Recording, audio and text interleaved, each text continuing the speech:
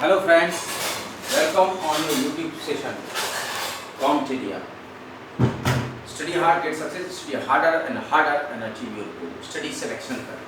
Now, we have discussed about I-Polity and Constitution, in which our new heading, Sarkaria आयोग की सिफारिश है, recommendation of Sarkaria आयोग. हमने पढ़ा राज्य आवास के संबंध में न्यायिक पुनर्विलोकन. इसके बाद हम सरकारिया आयोग की सिफारिशों के बारे में डील कर रहे हैं. आपको लेक्चर कैसा लगता है उसके बारे में कमेंट बॉक्स में लिखिए.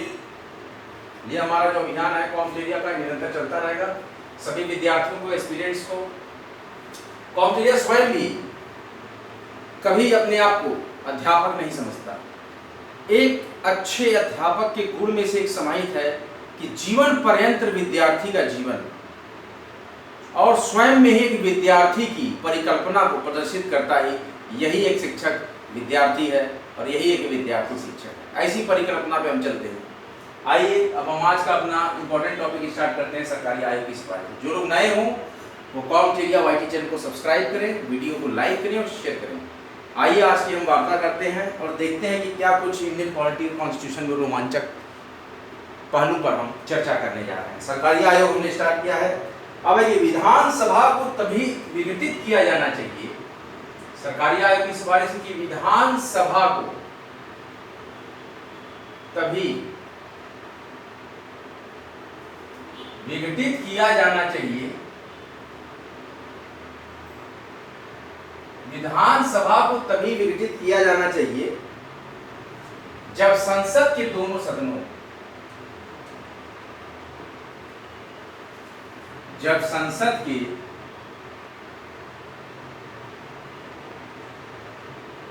दोनों सदनों यानी कि राज्य मंत्री एवं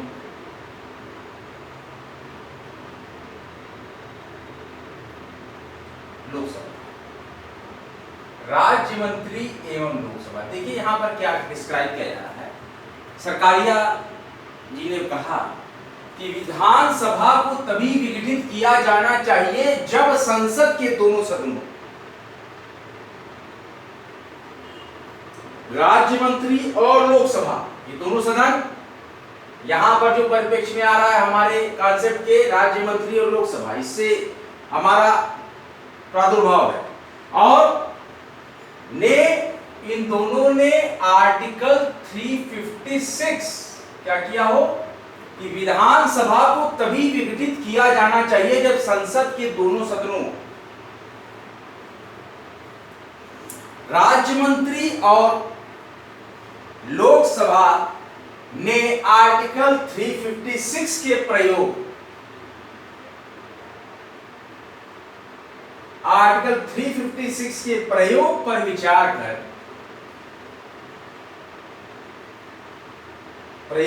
विचार कर, अपनी सहमति दे दी.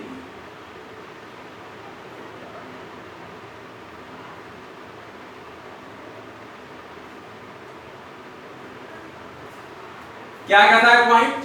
विधानसभा को तभी विघटित किया जाना चाहिए जब संसद के दोनों सदनों, इट मींस राज्य मंत्री और लोकसभा हमारा से प्रादुर्भाव, और इन लोगों ने, दोनों सदनों ने आर्टिकल 356 के प्रयोग पर विचार करके अपनी सहमति दे दी हो, तभी विघटन होगा.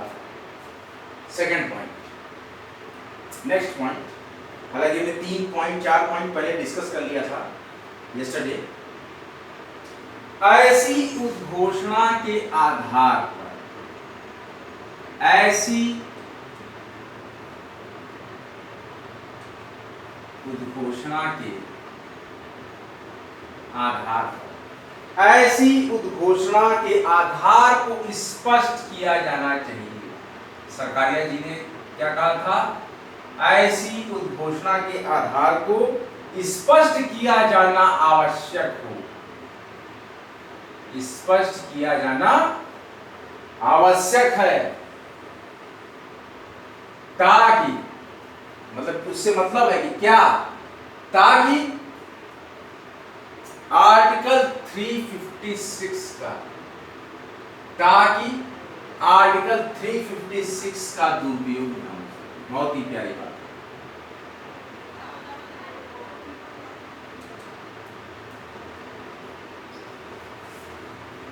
विधानसभा को तभी विघटित किया जाना चाहिए जब संसद के दोनों सदनों, यहां पे हमारा प्रादुर्भाव है राज्य मंत्री और लोकसभा से,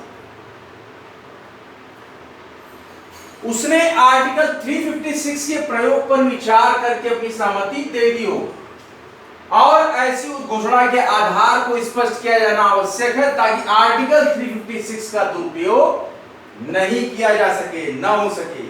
और आर्टिकल 356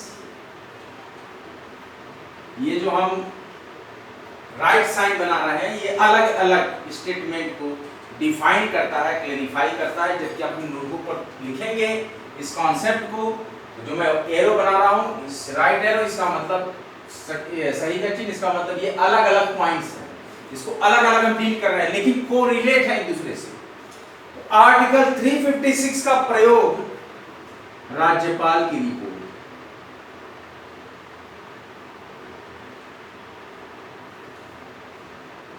आर्टिकल 356 का प्रयोग राज्यपाल की रिपोर्ट के आधार पर किया जाना चाहिए।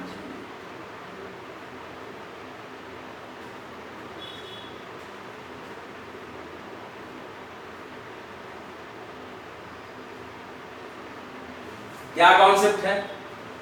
विधानसभा को तभी विघटित किया जाना चाहिए जब संसद के दोनों सदनों, राज्य मंत्री और लोकसभा ने आर्टिकल 356 के प्रयोग पर विचार करके अपनी सहमति दे दी हो और ऐसी उद्घोषणा के आधार को स्पष्ट किया जाना आवश्यक है ताकि आर्टिकल 356 का दुरुपयोग न हो सके। और आर्टिकल 356 का प्रयोग राज्यपाल की रिपोर्ट के आधार पर किया जाना चाहिए। इसकी रिपोर्ट के आधार पर, राज्यपाल की रिपोर्ट के आधार पर, राज्यपाल रिपोर्ट बनाते हैं, राष्ट्रपति को बताते हैं, इस तरीके से लगाया जाता है उस क्षेत्र में, उस राज्य में राष्ट्रपति शासन। किसी राज्य में, इंपॉर्टेंट पॉइंट है, नोट कर लीजिए, किसी राज्य में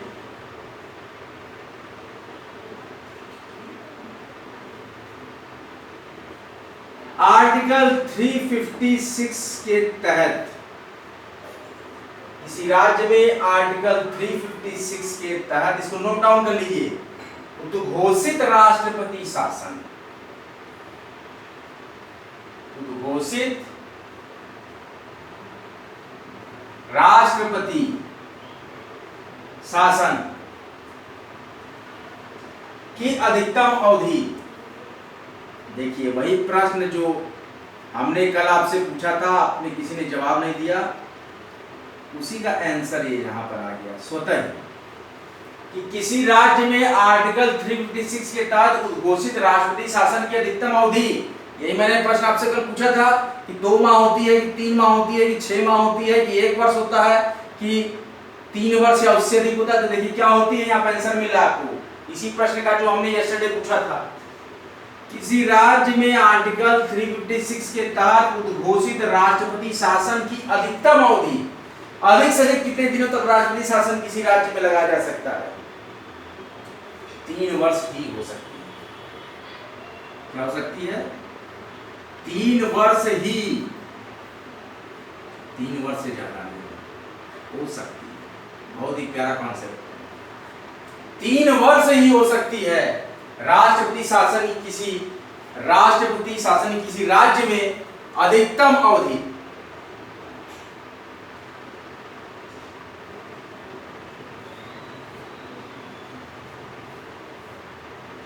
डॉक्टर अंबेडकर ने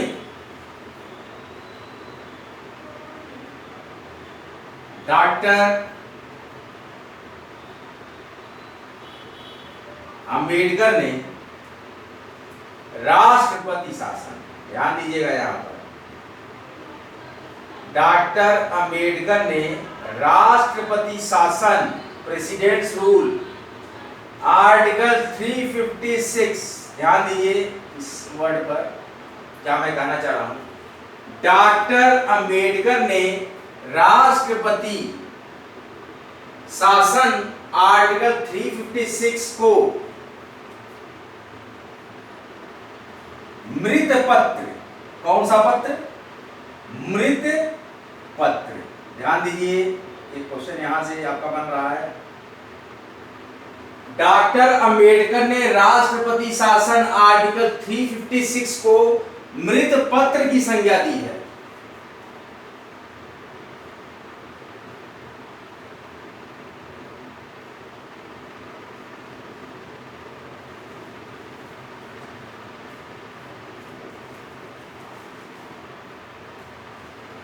अब हम ये पढ़ने जा रहे हैं कि राष्ट्रपति शासन की प्रक्रिया और इसकी अवधि क्या होती है। क्या पढ़ने जा रहे हैं? राष्ट्रपति शासन की प्रक्रिया और अवधि क्या होती है। सरकारी आयोग की सिफारिशों में कहा गया कि विधानसभा को तभी विघटित किया जाना चाहिए जब संसद के दोनों सदनों, यहां पर हमारा प्रादुर्भाव है राज्य मंत्री और लोकसभा से, कि संसद के दोनों सदनों ने आर्टिकल 356 के प्रयोग पर विचार करके अपनी सहमति दे दी और ऐसी उद्घोषणा के आधार को स्पष्ट किया जाना आवश्यक है ताकि आर्टिकल 356 का दुरुपयोग न हो सके और आर्टिकल 356 का प्रयोग राज्यपाल की रिपोर्ट के आधार पर किया जाना चाहिए।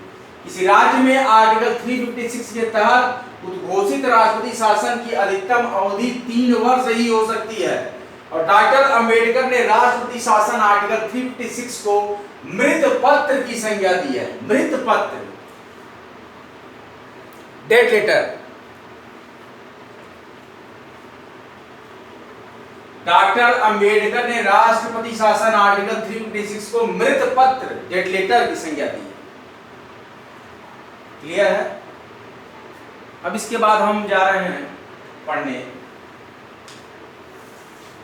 आर्टिकल 356 के तहत उद्घोषणा की प्रक्रिया क्या होती है और आर्टिकल 356 प्रेसिडेंट रूल की अवधि क्या होती है।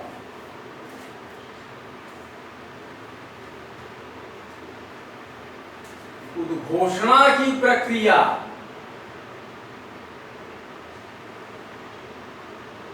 उद्घोषणा की प्रक्रिया एवं अवधि, क्या टॉपिक है हमारा? उद्घोषणा की प्रक्रिया एवं अवधि। अवधि मतलब ड्यूरेशन। उद्घोषणा की प्रक्रिया, announcement, procedure and duration. Announcement, procedure of announcement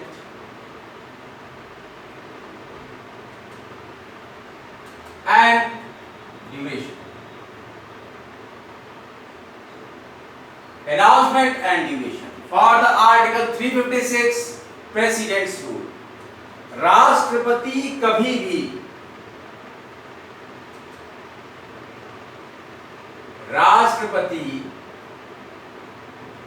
भी ऐसी उद्घोषणा जारी कर सकता है,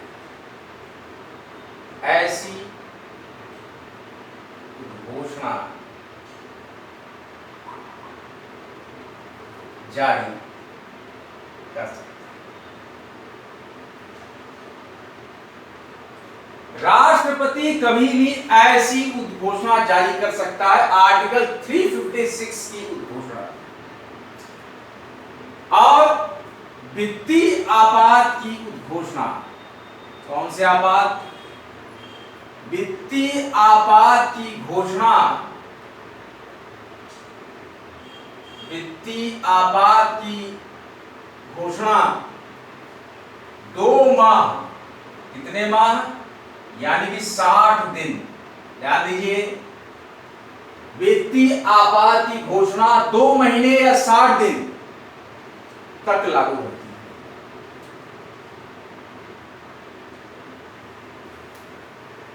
अपनी नोटबुक में नोट करते रहिएगा, ये एक अच्छा बंच ऑफ द नोट्स की प्रिपरेशन होगी।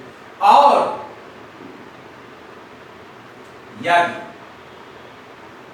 2 माह के भीतर संसद, और यदि 2 माह के भीतर संसद के दोनों सदनों, संसद के दोनों सदनों द्वारा अलग अलग साधारण बहुमत, कौन से अलग अलग साधारण बहुमत, कौन कौन से, लोकसभा और राज्यसभा से घोषणा, इन दोनों जगह से घोषणा यानी अनाउंसमेंट का अनुमोदन कर दिया जाए, का स्वीकार करते हैं कि हां लगनी चाहिए, कर दिया जाए।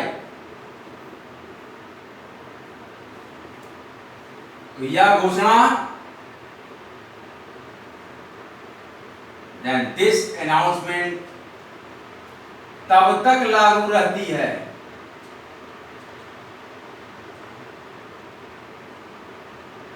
अभी 2 माह की बात आप सिर्फ कर रहे थे, लेकिन ये तब तक लागू रहती है जब तक इसे राष्ट्रपति, वित्तीय आपात, इसे राष्ट्रपति वापस न ले। यहां भी है, वित्तीय आपात के केस में भी है।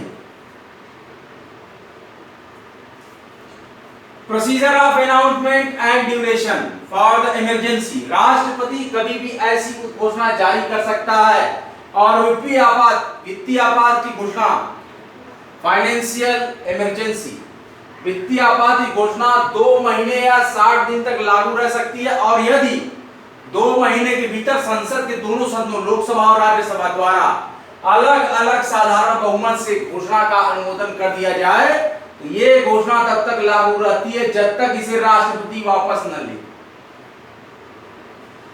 इसकी उद्घोषणा जारी रहने, इसकी उद्घोषणा, ध्यान दीजिए,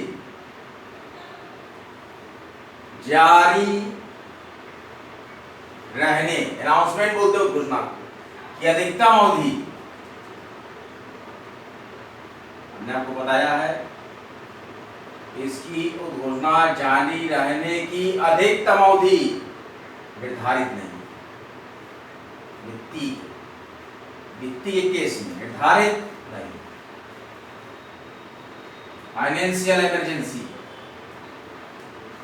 procedure of announcement and duration, राष्ट्रपति कभी भी ऐसी घोषणा जारी कर सकता है। वित्तीय आपात की घोषणा 2 माह या 60 दिन तक लागू रहती है, और यदि 2 माह के भीतर संसद के दोनों सदनों द्वारा अलग अलग साधारण बहुमत से घोषणा का अनुमोदन कर दिया जाए, लोकसभा और राज्यसभा द्वारा मिलकर अलग अलग साधारण बहुमत से घोषणा का अनुमोदन कर दिया जाए, तो ये घोषणा तब तक लागू रहती है जब तक इसे राष्ट्रपति वापस न ले ले, और इसकी घोषणा जारी रहने की अधिकतम अवधि निर्धारित नहीं है।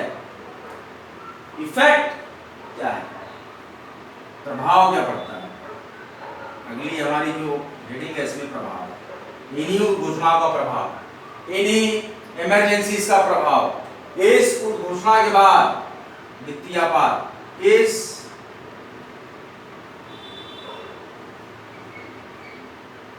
घोषणा के बाद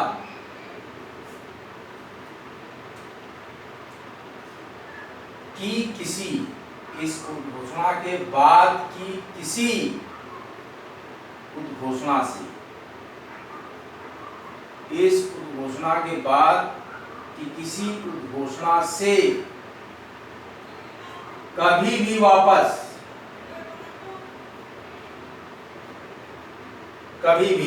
वापस लिया जा सकता है।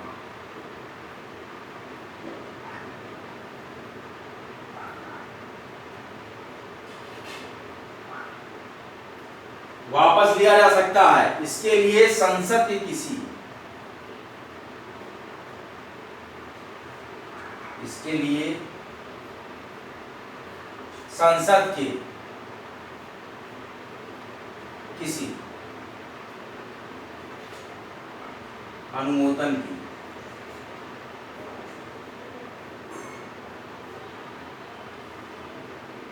आवश्यकता नहीं।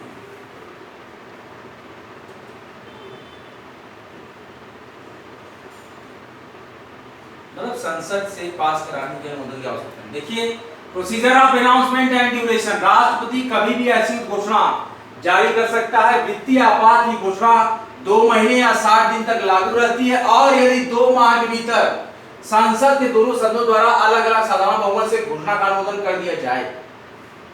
तो ये घोषणा तब तक लागू रहती है जब तक इसे राष्ट्रपति वापस न ले ले, और इसकी घोषणा जारी रहने की अधिकतम अवधि निर्धारित नहीं है, जबकि हमारे पास क्या था अवधि, अधिकतम 3 वर्ष ही हो सकती है राष्ट्रपति शासन की। इफेक्ट या इंपैक्ट ऑन इमरजेंसी, इस उद्घोषणा के बाद कि किसी उद्घोषणा से कभी भी वापस लिया जा सकता है और इसके लिए संसद से किसी अनुमोदन की आवश्यकता नहीं है, जो कि हमने पहले भी फर्स्ट लेक्चर में भी क्लियर किया था कि राष्ट्रपति की स्पेशल पावर्स सरकार द्वारा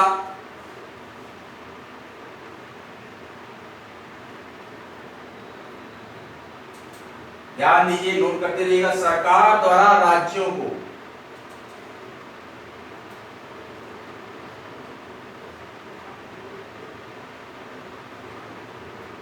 वित्तीय आचरण के बारे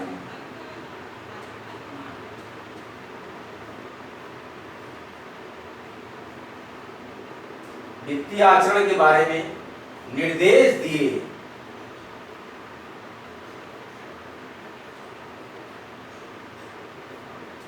जा सकते हैं। किसके द्वारा?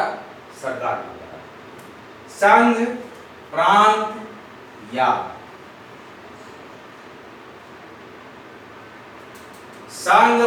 या अन्य सरकारी कर्मचारियों का वेतन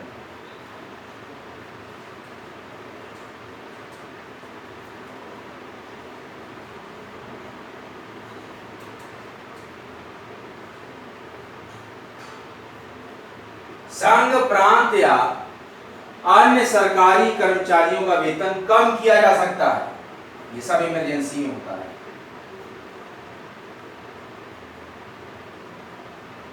इफेक्ट देख लीजिए, क्या इंपैक्ट पड़ता है इमरजेंसी का, आपात का क्या इंपैक्ट पड़ता है, इसको आपको जानना बहुत जरूरी है।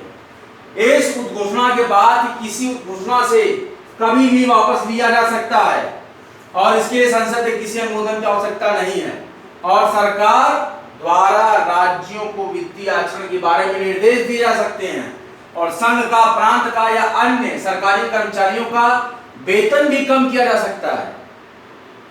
इसमें उच्चतम न्यायालय, मैं ऊपर मिटा रहा हूं, वेतन के मामले में क्या क्या होगा, किसका किसका कम होगा,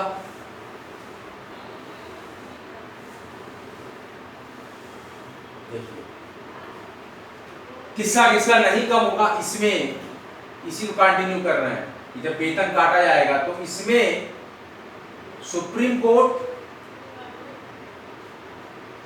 एवं हाई कोर्ट, ध्यान दीजिएगा यहां पर, तो जब वेतन सरकारी कर्मचारियों को कम किया जा सकता है, केंद्र का या संघ का या राज्य का या अन्य सरकारी कर्मचारियों का, तो उस केस में उच्चतम न्यायालय और उच्च न्यायालय के न्यायाधीश भी सम्मिलित है, ये भी इनका भी कम किया जा सकता है, के न्यायाधीश भी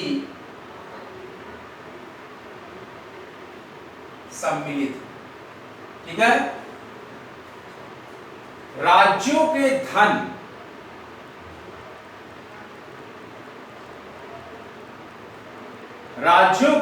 धन विधेयक को राष्ट्रपति, देखिए जब राष्ट्रपति के हाथ में पावर आता है, प्रेसिडेंट रूल लगता है, तो राष्ट्रपति के पुनर्विचार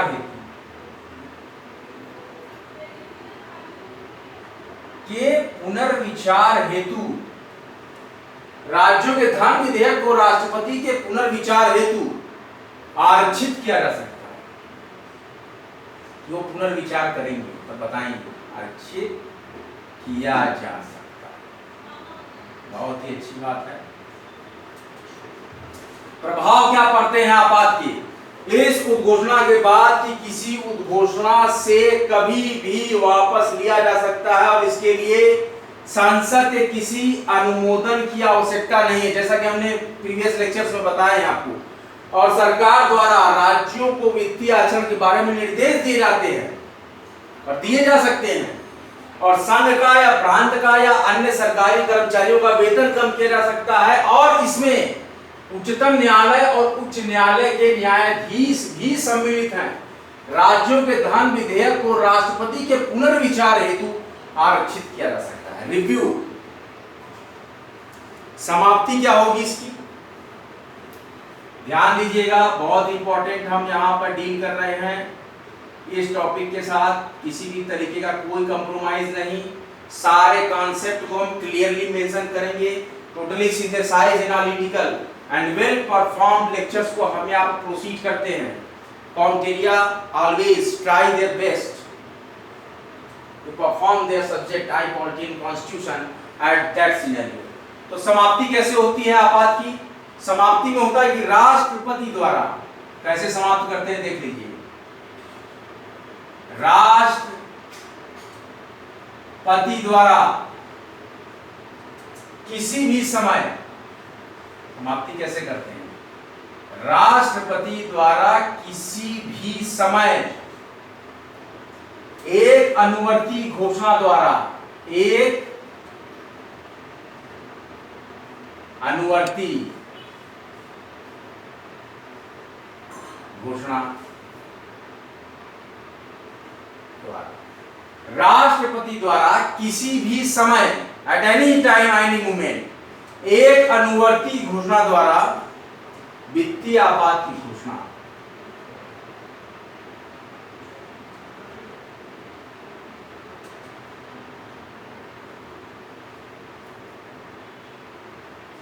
वित्तीय आपात की घोषणा वापस ली जा सकती है।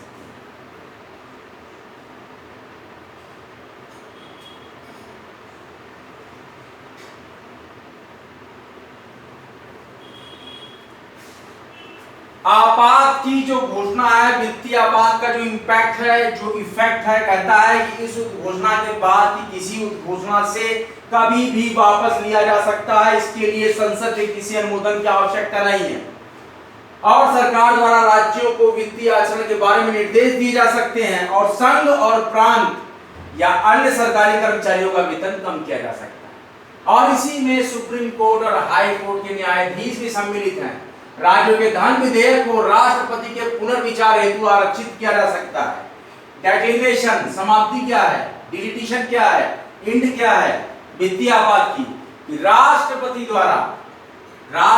द्वारा किसी भी समय एक अनुवर्ती घोषणा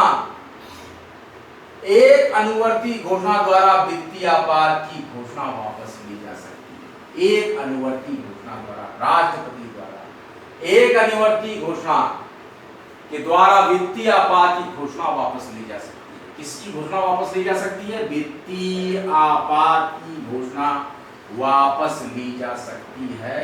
राष्ट्रपति द्वारा एक अनुवर्ती घोषणा के द्वारा वित्तीय आपात, फाइनेंशियल इमरजेंसी की अनाउंसमेंट को हम वापस ले सकते हैं।